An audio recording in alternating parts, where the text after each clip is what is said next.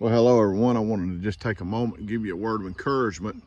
I want to ask you a question. Have we been viewing worship in the wrong way? And the reason I ask is the book of Romans chapter 12 verse 1.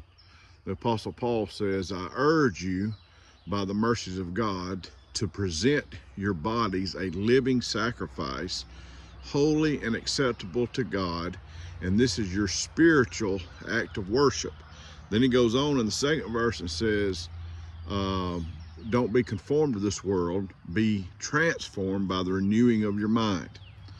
So that is a direct application of some fashion to worship. I think so many of us think when we go into the gathering, the sanctuary, when we hear the praise band or hear the hymns being sung, that this is our worship. And that may be a small portion of our worship when it comes to songs, hymns, spiritual songs. But really, worship is our life in general. And according to Paul in Romans 12:1, we are to present our bodies. And that word is interesting because that term present is carried over through about 90% of the translations. So that means on a daily basis, we are to present ourselves to God as a living sacrifice.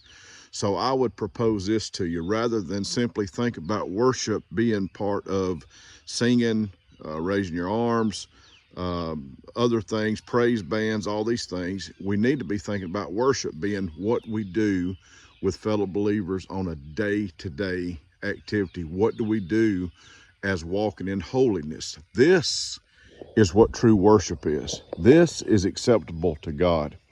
And I know it's easy for us to go in the church building and perform the go through the methods of what we call worship. But I think the New Testament is clear that our worship is how we interact and walk with one another, but also how we put ourselves on the sacrifice of ourselves to God. Submit yourselves to God. Present yourselves. Make yourselves ready. And if you want to check more out, look in Romans chapter 12, read verse number 1 and 2. Hope you have a great day.